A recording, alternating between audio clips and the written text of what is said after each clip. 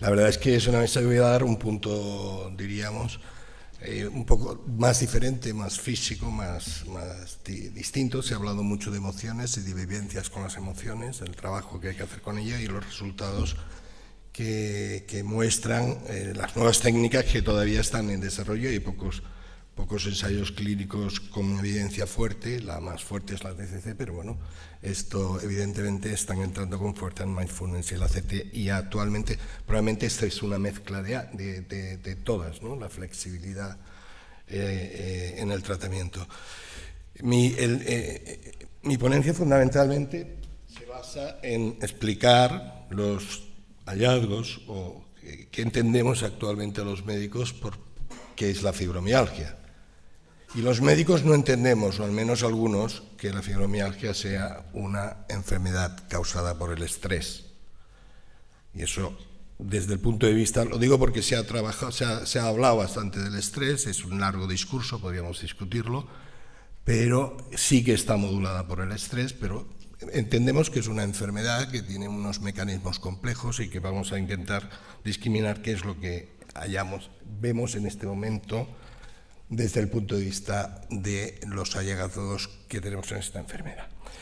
La fibromialgia está definida con esta prevalencia, no vamos a poner, con unos altos costes sanitarios en todos los países, tanto desarrollados como en algunos estudios que hay en países en desarrollo. No hay muchos estudios en países subdesarrollados, pero hay comunidades que socioeconómicamente más bajas, y algunos estudios de prevalencia indican que probablemente la prevalencia sea la misma que en las poblaciones de países desarrollados. El constructo que fundamentalmente, o la prevalencia que tenemos en este momento, que está entre el 2 y el 4% de la población, se debe fundamentalmente a la utilización de unos criterios clínicos que en el año 90 decidimos consensuadamente que utilizaríamos a partir de una propuesta de la Academia Americana de Reumatología, que son los primeros criterios de la ACR 90, y se basaban fundamentalmente en el dolor y en lo que es el dolor tanto espontáneo como el dolor provocado con la exploración física. Se definía además que no hacía, para identificar esta situación de mayor sensibilidad al estímulo provocado y a una extensión del dolor, no hacía falta no tener otra enfermedad que explicara el dolor, y por tanto no había criterios de exclusión. Eso ha definido prácticamente los estudios tanto de prevalencia o la mayoría parte de estudios de investigación que ha habido hasta el momento. 20 años después, y ante la dificultad de identificar un marcador biológico fácil y accesible y que se pueda utilizar en grandes poblaciones, pues, y sobre todo con la fuerza también de unificar criterios con poblaciones que son identificadas con síndrome de fatiga crónica, con el criterio también de facilitar la identificación de la enfermedad en atención primaria, pues se deciden los criterios ACR 2010 que eliminan la exploración física y exigen un criterio de exclusión. Y es que otras enfermedades que provoquen dolor, como hablábamos esta mañana con dolor crónico raquídeo, y tengan síntomas asociados y tengan causa de otro tipo, como es una espondiloartrosis o cualquier otro tipo, puedan ser excluyentes de esta enfermedad. Estos criterios que han aportado en los últimos 7 años han tenido varias versiones. Los autores que proponen, que son autores también procedentes de la propia Academia Americana de Reumatología, no acaban de encontrar el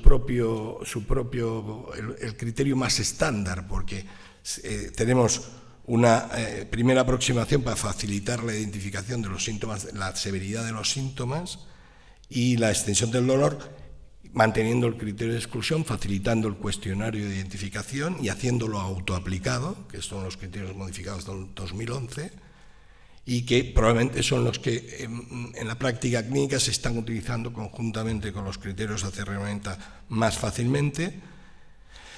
Y en el año 2016 hay una nueva propuesta de modificación, ya manteniendo la autoaplicación, pero esto cambiando el criterio de exclusión e incorporando un nuevo criterio de no exclusión. Por tanto, estamos en una situación que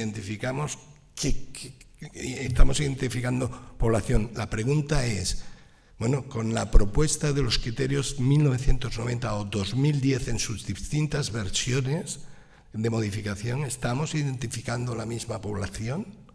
Esa es la pregunta. Porque mientras que los primeros criterios se están identificando, sobre todo basándose en el dolor provocado, las respuestas a la estimulación, en los segundos criterios se valoran fundamentalmente impacto de síntomas, severidad de síntomas. Por tanto, podría ser distinta la población que estemos identificando.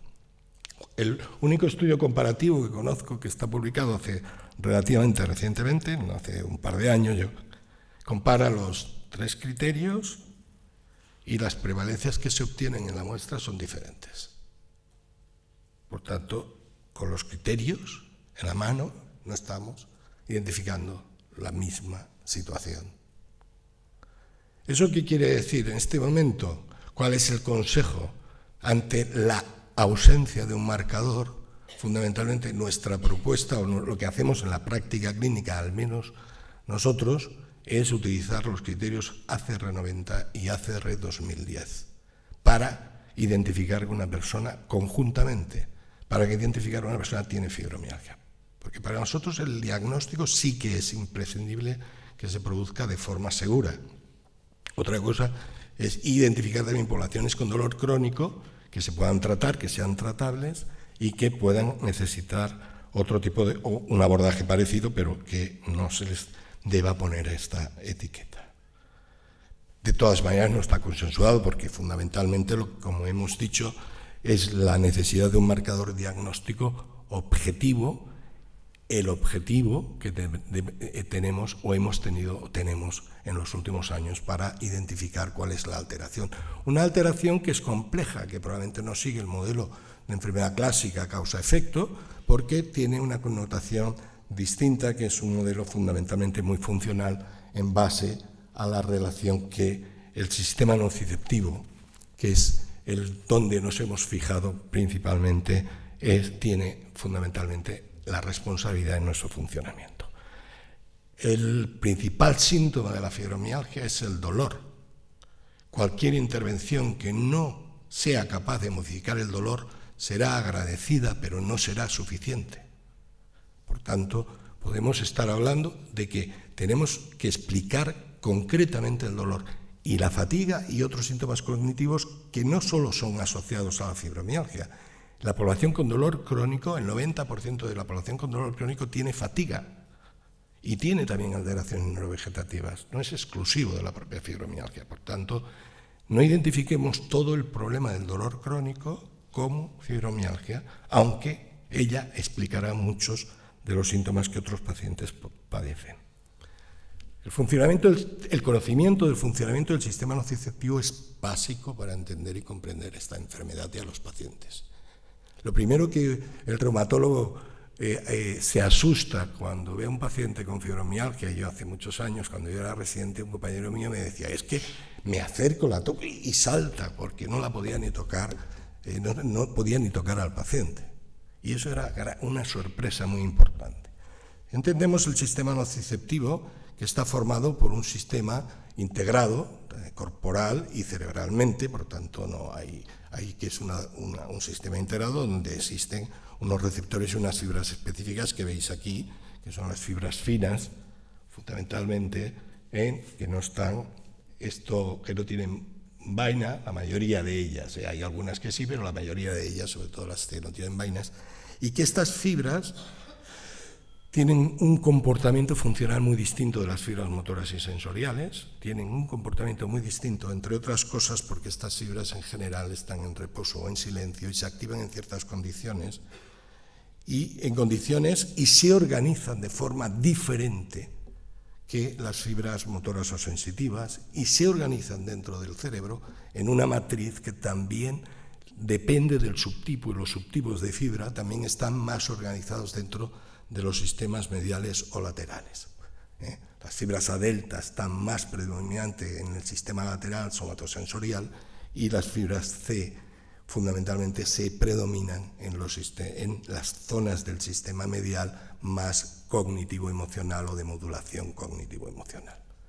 Por tanto, esa característica que está poco explorada en las resonancias porque es muy difícil ver toda la organización del sistema, es una de las importantes retos que tenemos para ver toda la estructura organizativa del sistema nociceptivo, tanto en nuestro cuerpo como en el cerebro. Pero si nosotros cogemos un paciente con fibromialgia y colocamos un microelectrodo dentro de un nervio y nos situamos dentro de una fibra fina, dentro de una fibra sin amielina, en una persona sana no notamos ningún tipo de actividad, y en una persona con fibromialgia, si no estimulamos, ya veremos lo que pasa, pero si estimulamos a una persona sana tendríamos este potencial de acción único de la fibra fina. Y en las personas con fibromialgia, en este grupo de pacientes que pudimos explorar hace pocos años, pusimos el electrodo y lo que veíamos que en el pie, recogiendo la información por debajo de la rodilla, no en el cerebro, solo en esa fibra, vimos que había una actividad espontánea que no tenía que estar, o cuando rozábamos la piel, esa fibra sola, sin pasar por el cerebro, ya estaba produciendo actividades que llamamos sensibilización periférica, no sensibilización central. Y además notábamos que cuando sometíamos a esa fibra a una estimulación continua pequeña, la velocidad de conducción de esa fibra se iba enlenteciendo de forma determinante. De tal manera que estábamos viendo que esta fibra tenía alguna alteración en el procesamiento del estímulo a nivel del pie cuando tocábamos el pie, cuando estimulábamos el pie con estímulos potencialmente no dañinos. La fibra estaba patológicamente funcionando de forma patológica. Y además, esto con una sensibilidad en la alteración que vimos casi que el 70% de los pacientes tenían algunas de estas anomalías, de forma parecida a pacientes que tenían dolor crónico, que tenían características de dolor parecido al de la fibromialgia o muy similar, que tenían una neuropatía tóxica por tratamiento por citostáticos, especialmente taxanos y otros fármacos, y que habían sido diagnosticados previamente de neuropatía de fibra pequeña por citotoxicidad o por toxicidad farmacológica. Una de las diferencias específicas que vimos en estos dos grupos de tratamiento, entre estos dos grupos, entre fibromialgia y otras neuropatías tóxicas, es esta velocidad de conducción tras este lentecimiento de la fibra fina que vimos que se producía especialmente en los pacientes con fibromialgia y no tanto en otro tipo de neuropatías, sugiriendo que la fibra estaba conduciendo, perdía su capacidad de conducción, y atribuíamos ese elemento desde el punto de vista físico a que la fibra era mucho más delgada que las fibras normales. Eso se pudo demostrar recientemente en los estudios de microscopía electrónica, donde el análisis histopatológico de las biopsias de piel mediante microscopía electrónica, no microscopía óptica, solo microscopía electrónica, el grupo de la Claudia Samer veía que en las personas sanas el diámetro de las fibras finas era este y el diámetro de las fibras de las personas con fibromialgia era bastante distinto. Corroborando además el hecho de varios grupos de investigación a nivel mundial que habían ya, mediante microscopía óptica, observado una diferencia entre personas con fibromialgia y controles sanos porque se dejaba de observar en la inmunohistología gran parte de las fibras que se tenían en los pacientes con fibromialgia, no sabiendo si desaparecían estas fibras o se adelgazaban. Este es otro estudio comparativo con depresión y comparativo con sanos, donde en las personas con fibromialgia la disminución de la densidad de las fibras, o sea, del número de fibras, es mucho menor. Incluso, además, todos los estudios son coherentes porque la disminución se produce no tanto a nivel proximal como a nivel distal. Estas fibras desde el punto de vista anatómico, son más densas a nivel proximal, sobre todo a nivel de salida de la columna, y van disminuyendo a nivel distal. Se producía una disminución tanto en las biopsias a nivel proximal, de la piel a nivel proximal, como a nivel distal en las extremidades. Y es interesante porque es poco conocida desde el punto de vista de esa distribución, y este es otro trabajo de otro grupo, donde aquí es bastante más evidente la foto, donde las fibras prácticamente desaparecen. Hasta el 50% de los pacientes que han sido estudiados en los distintos trabajos de investigación de la histopatología de la fibra nociceptiva, de la fibra fina, tienen criterios de neuropatía de fibra pequeña consensuados para el diagnóstico de este tipo de patología por el Grupo Europeo de Neuropatía de Fibra Fina. Por tanto, cuando se quiere diagnosticar una neuropatía de este tipo, se accede precisamente a estos criterios. La mitad de los pacientes tienen criterios, por tanto, estamos hablando de que hay una patología a nivel periférico, identificada a nivel periférico estructuralmente y funcionalmente de estas fibras nociceptivas. Más interesante es el esfuerzo que se está haciendo para identificar con un método que no requiera una biopsia, que no requiera una microscopía electrónica, que no es accesible, evidentemente, identificar esto con otro tipo de métodos. La neuropatía diabética y la neuropatía por toxicidad farmacológica se están empezando a valorar mediante un método de valoración de la fibra fina mediante microscopía corneal, porque la córnea es transparente y se puede escanear, diríamos, con un microscopio y ver las fibras a ese nivel. En neuropatía diabética es uno de las exploraciones que se utiliza y ya se está estandarizado, y está estandarizada en muchos equipos para valorar la evolución de la neuropatía de fibra fina en el diabético y en los pacientes que están sometidos a tratamiento con citostáticos.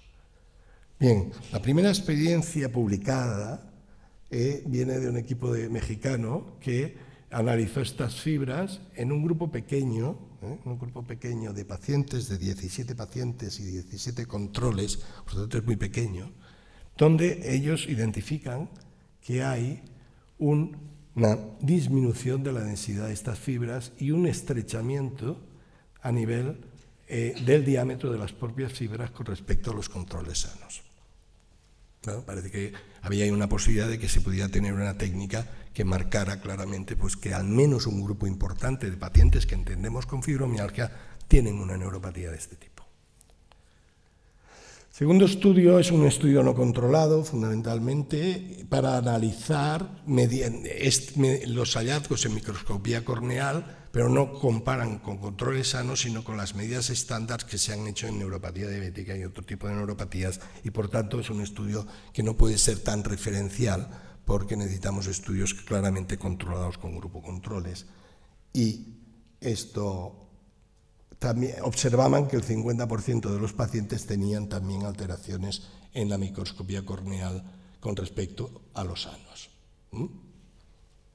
Nosotros hace 2 años pusimos en marcha un estudio parecido y que no publicamos todavía, no hemos publicado fundamentalmente, estamos en vías de ello porque esperamos fundamentalmente y nos encontramos que no pudimos observar directamente una diferencia en la microscopía confocal entre 40 pacientes con fibromialgia y 25 controles sanos que teníamos. Y el equipo que hemos utilizado es un equipo con experiencia, por tanto no hemos podido aportar lo que en los primeros estudios de la literatura podría ser un salto adelante en identificar un grupo de pacientes que pudiera ser distinto o que pudiera explicar mecanismos fisiopatológicos de la fibromialgia. ¿Por qué no hemos podido identificar? No sabemos. Creemos que no tenemos suficientemente software para medir el diámetro y nos parece que fundamentalmente la alteración del diámetro, del adelgazamiento de la fibra es mucho más importante que la pérdida de arborización o la pérdida de ramos en el territorio que se esté analizando. Y eso creo que vale la pena publicarlo porque el software dirigido al diámetro puede ser más interesante que otros temas. Pero es evidente que la fibromialgia un grupo de pacientes numerosos tienen una neuropatía de fibra pequeña, pero la fibromialgia tiene alteraciones estructurales a nivel central. Sabemos que es una enfermedad que modifica el cerebro, pero el cerebro desde nuestro punto de vista no empieza en la médula, ni empieza en el cráneo, empieza en el territorio periférico. Es un continuo, esa separación anatómica que los médicos hemos hecho entre lo periférico y lo central no existe. El sistema nociceptivo recibe estímulos del entorno y utiliza receptores de distintos tipos, centrales y periféricos. Y la modificación, por tanto, de la estructura fueron las primeras que se vieron en esta enfermedad. Una revisión hecha por la Universidad del País Vasco, publicada hace muy poco en Medicina Clínica, que es la revista de medicina de nuestro país más importante, diríamos, y hace un estupendo análisis de lo que son las alteraciones cerebrales, confirma claramente lo que ya sabemos en la literatura, de que existe una alteración de la estructura, hay una pérdida fundamentalmente, aunque hay alguna ganancia en algunos territorios, pero sobre todo una pérdida de sustancia gris, no sabemos si también glial, de algunos territorios especialmente relacionados con el sistema medial, especialmente la corteza circular, especialmente las áreas prefrontales, la ínsula, el hipocampo, la amígdala, y también se producen variaciones en el tálamo, no tanto en la corteza somatosensorial, por ejemplo. Eso es interesante porque corrobora la afectación de las áreas que son utilizadas especialmente por ese tipo de fibras. Pero este hallazgo neuroradiológico no es específico de fibromialgia. Este hallazgo que nos ha permitido, y después veremos sobre todo las respuestas, centrar y tipificar a estos pacientes como síndrome de sensibilización central, y ahora lo veremos, no es específico de fibromialgia. Si tú analizas una cohorte con dolor lumbar crónico o con polineuropatía diabética dolorosa, te encuentras alteraciones estructurales parecidas. Estas áreas no solo tienen una alteración estructural, sino que responden distinto. En reposo hay una actividad excesiva en todo el sistema medial, no solo en la amígdala, sino en la corteza cingullar y en la ínsula fundamentalmente, también en algunas áreas prefrontales, pero sobre todo estas tres áreas, por los diversos, publicada en la literatura por diversos equipos, entre los que se encuentra también el doctor García Campayo y nosotros mismos, en estado de reposo. Pero esta actividad excesiva se traduce, y ahí viene el epígrafe fundamentalmente de lo que llamamos sensibilización central, es una respuesta de actividad mayor frente a un estímulo no nociceptivo. Los pacientes con fibromialgia responden igual al mismo nivel, para el mismo nivel de dolor que los pacientes sanos, pero para el mismo nivel de estímulo responden más. Y eso, publicado desde el primer estudio del doctor Graceli en el 2002, ha seguido publicándose, y estos son unas imágenes del doctor Deus de aquí de nuestro país, del doctor Pujol, que han trabajado mucho el tema de la neuroimagen funcional. Esta actividad que identifica a los pacientes con fibromialgia como un proceso de sensibilización central también, no solo de sensibilización periférica, como decíamos, sino también de sensibilización central, no es específico de estos pacientes. Los pacientes con dolor lumbar crónico también responden de esta manera con actividad superior, con estímulos fuera del raquis, incluso con síntomas espontáneos fuera del raquis, que no son y que no cumplen criterios de fibromialgia. Más interesantes son las redes de conectividad, porque se ha hablado durante todo el día lo que son las redes de conectividad, ¿no? la network en reposo, y cómo esta enfermedad altera no solo la estructura y la actividad o el funcionamiento del sistema nociceptivo en reposo o tras la provocación, sino que realmente altera también los procesos de conectividad en reposo. O sea, las redes de conectividad también las modifica. Y los modifica con un patrón de dolor crónico, como veremos ahora, muy característico, que es espontáneamente la red de conectividad, las redes en reposo que el cerebro utiliza, de las que se han comentado esta tarde, empiezan a reorganizar su conectividad y miran hacia la ínsula, que es el sitio donde se procesa fundamentalmente, donde se une lo que es la experiencia emocional y cognitiva del dolor y se le da fundamentalmente el carácter, la intensidad a la información dolorosa. No deja de ser más lógico que sea así, fundamentalmente porque los pacientes tienen dolor todo el día y están enviando estímulos continuamente al cerebro y por tanto la red se dirige hacia la ínsula.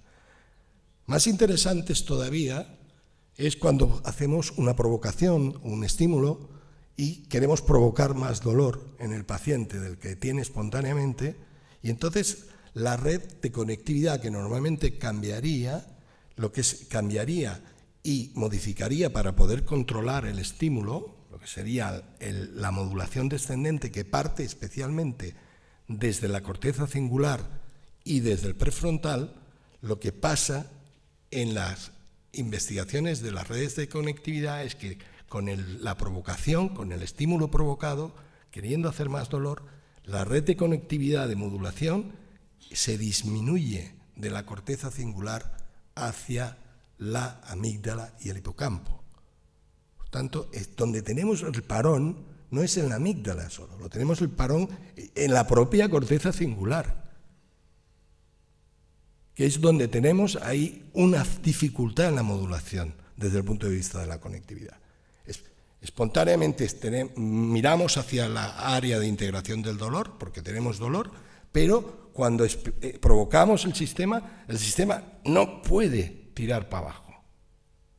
Y eso además es coherente fundamentalmente porque ya se había medido las vías de modulación descendente mediante resonancia funcional, no mediante red de conectividad, y mediante las pruebas de provocación a la vía descendente inhibitoria, que hay pruebas de provocación externa, y ya se había visto una disminución de la actividad en las áreas que participan en las vías de modulación descendente, como son la sustancia gris perioacueductal, las zonas del tronco cerebral.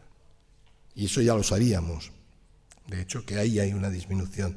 Y además es muy interesante porque esa disminución no se produce, o aparentemente, aunque no hay estudios comparativos bien hechos, que yo haya podido encontrar, no se produce en otros enfermos con dolor crónico. Cuando analizas, por ejemplo, pacientes con artrosis que tienen dolor crónico, artrosis de rodilla, y analizas la actividad en esas vías descendentes, no está disminuida, está activada, está aumentada. Hay un patrón de dolor crónico que lo que hace es facilitar periféricamente el dolor, generando campos de mayor sensibilidad cuando hay una patología tisular como es la artrosis, y hay otro patrón de dolor en donde se pierde lo que es la capacidad de modulación del propio dolor y se diferencian, por eso, y en esa diferencia sí que puede haber diferentes comportamientos entre las personas que tienen fibromialgia y otras personas que tienen dolor crónico. Y eso es interesante porque gran parte de estamos utilizando vías farmacológicas, hay algunas, pero muy pocas, dirigidas fundamentalmente a lo que son las vías de modulación descendente. Bien, los hallazgos lo que indican es que al menos muchos de los pacientes con fibromialgia tienen una neuropatía de fibra pequeña, con signos de sensibilización central severa, tanto en las áreas cognitivo-emocionales, también otras áreas, motoras y sensoriales, y que modifican la estructura volumétrica y las redes de conectividad.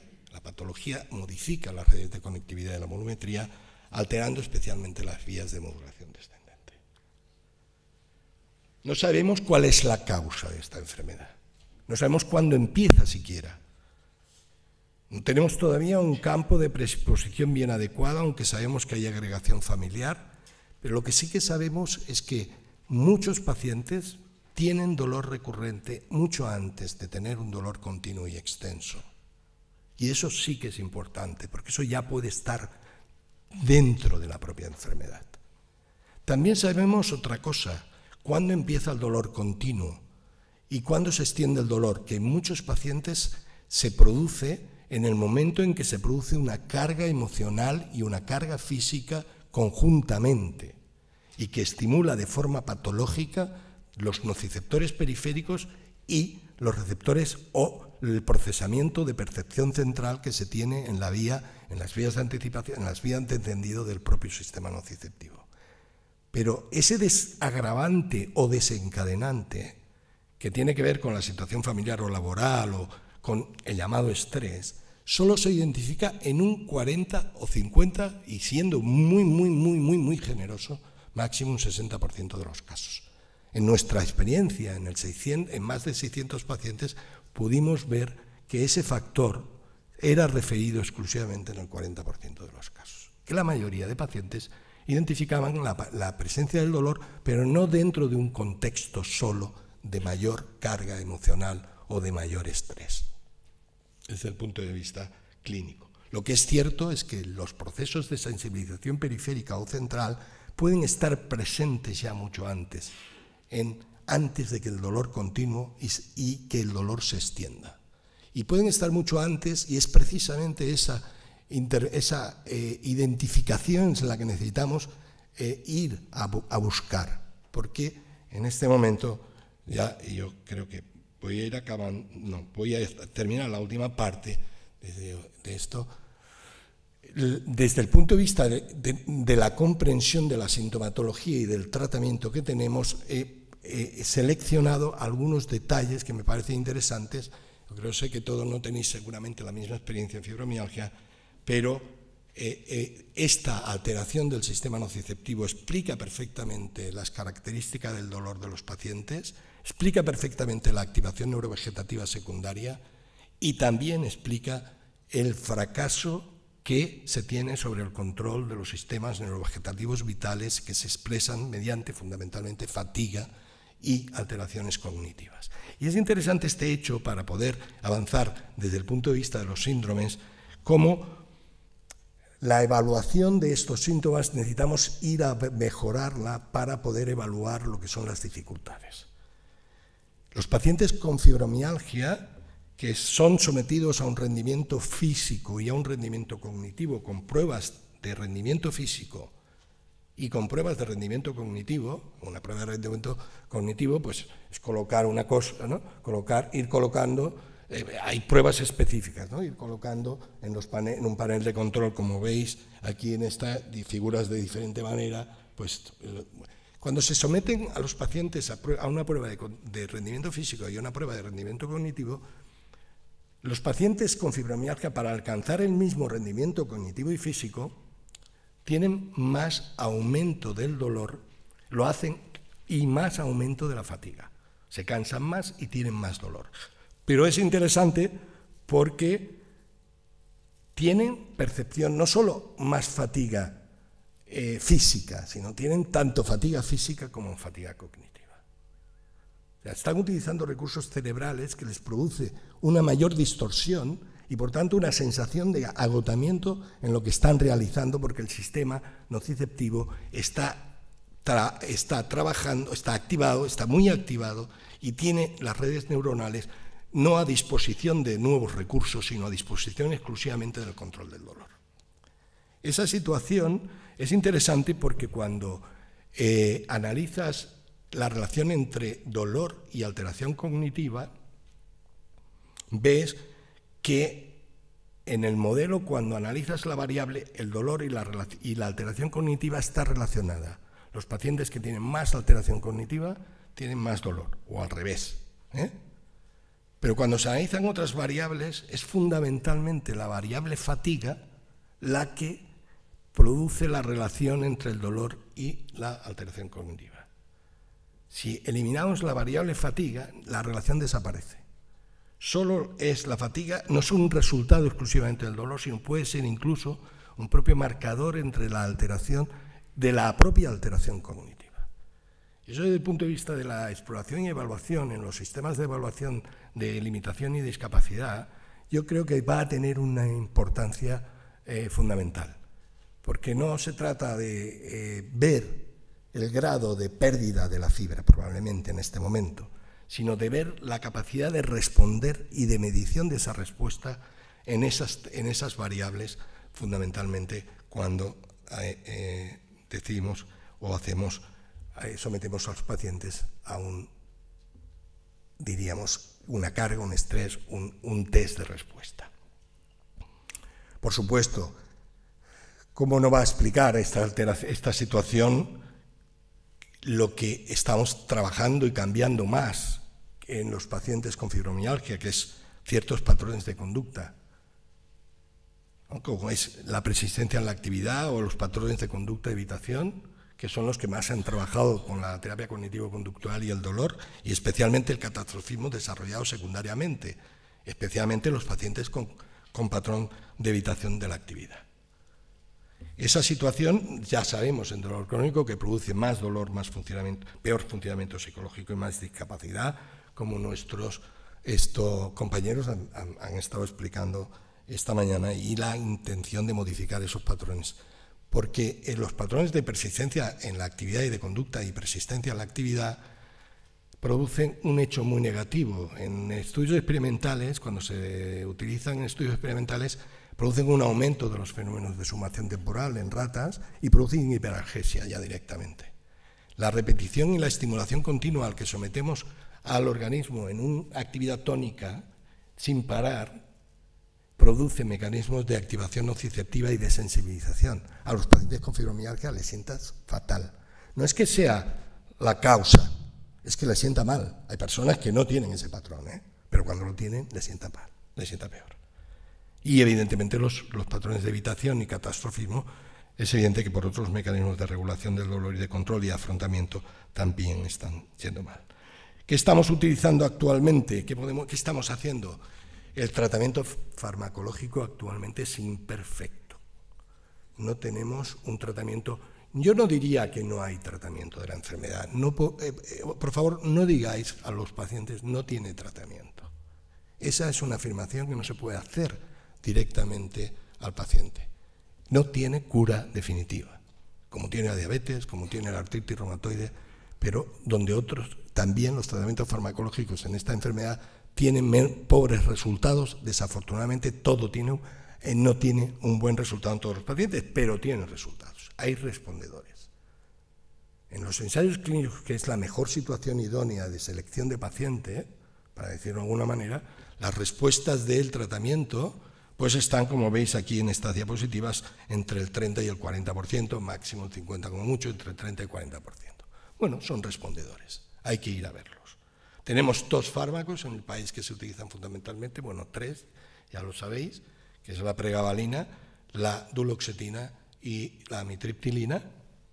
El milnacipran no lo tenemos, por 2 vías diferentes. La pregabalina reduce la excitabilidad, la duloxetina mejora o al menos aporta algunos neurotransmisores en la modulación, que de forma no específica, pero aporta al dolor neuropático una mejora, y no solo a la fibromialgia. Las respuestas, es importante hacer tratamientos con test de respuesta previo, que el paciente entienda el test, que se va a medir el test, que no estarás mejor o no estarás mejor, eso no sirve en el test. En el test sirve que el paciente sepa que va a tomar una medicación que se va a titular durante 3 o 4 semanas en un caso, o durante 2 semanas en otro, y que se va a hacer una medición de las variables, y esa medición de las variables es la que se va a leer. Luego la impresión global del paciente puede ser distinta, porque la impresión global del paciente depende también de las expectativas y depende de la situación.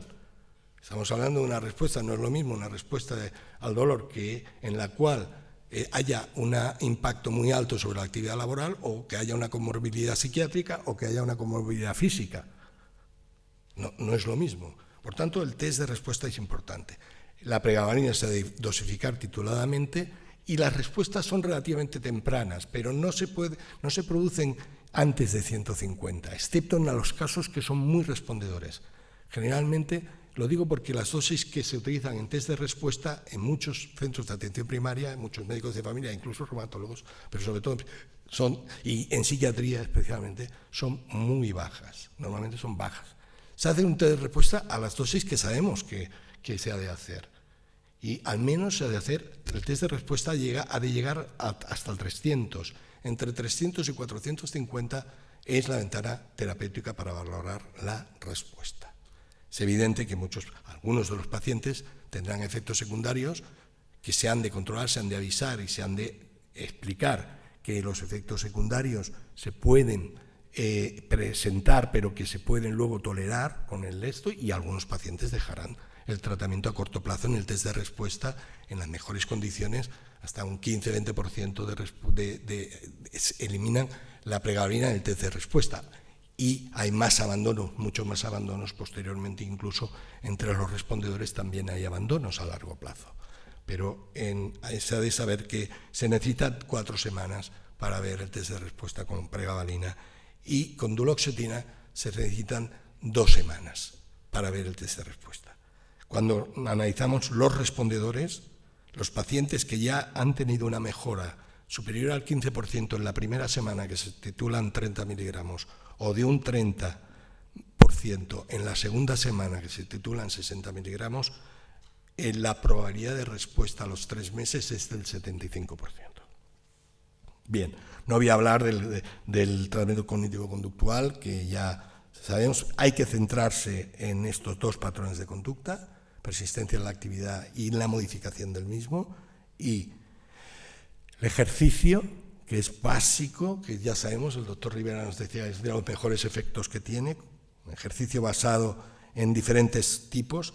Es interesante que se está midiendo cuál es el efecto del ejercicio. El ejercicio reduce los síntomas de la enfermedad y mejora el proceso cognitivo. Eso es interesante. Es una aportación que no teníamos antes. La mejora de la conectividad cerebral también en reposo, también mejora en las regiones sensoriomotoras y en la ínsula.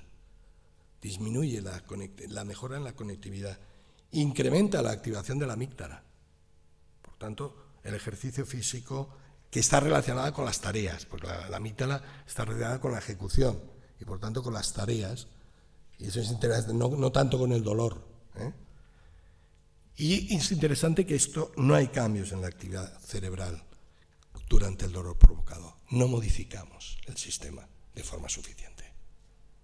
Sí, mejora el paciente, pero cuando estimulamos, el paciente sigue presentando respuestas de activación. Más interesante es los nuevos ensayos que se está haciendo en la neuromodulación a nivel craneal con la estimulación transcraneal directa o magnética, sobre todo la directa, que es más cómoda, junto con el ejercicio. Porque la estimulación se hace en la área motora, que es de donde fundamentalmente parte una parte de las vías de modulación descendente.